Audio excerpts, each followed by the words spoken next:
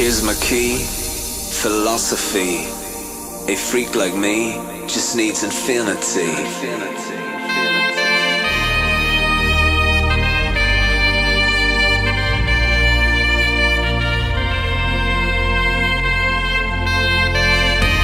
Relax, take your time.